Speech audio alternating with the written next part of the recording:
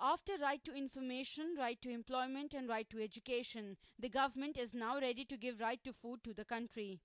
Actually, UPA government's ambitious food security bill is likely to get passed in the second part of the budget session. With this proposed legislation, the government promises food grains to 67% of Indians at 1 to 3 rupees per kilogram. Following the amendment, 5 kg of food grains will be guaranteed to per person per month, while families in the poorest of the poor will continue to get 35 kilograms of food grains a month. But proper implementation of food security bill would require availability of food grains and adequate storage facility.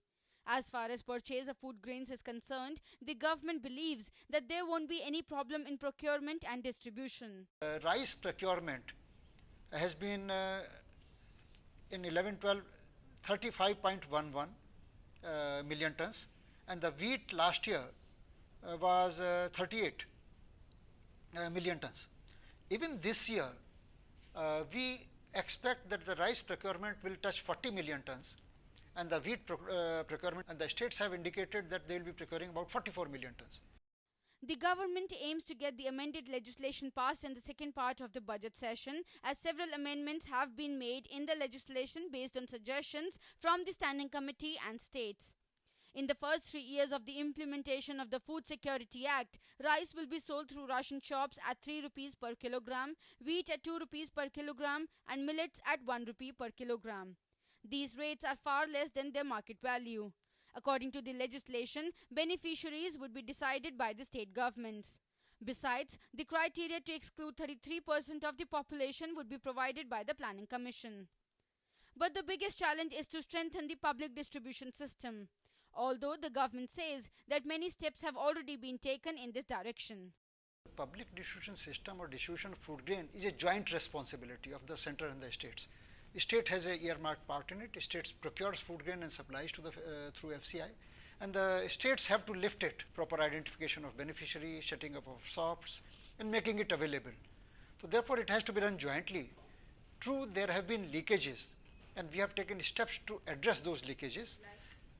Like we are asking the introduction of doorstep delivery to the shops. Major leakages take place when the food grain is lifted from the godown and taken to the shop. So we are insisting on the states, and these are the direction of the Supreme Court as well, that the food grain should be delivered by the state agencies to the shop. Another problem is that implementing food security bill will further burden the exchequer, but it is also necessary to ensure food to the needy. The bill has always been on the list of priorities of the UPA too, and UPA chairperson Sonia Gandhi had been the biggest advocate. According to an estimate, over 62 million tons of food grains would be required to implement the bill. Besides, 1.25 lakh crore rupee food subsidy would also be required.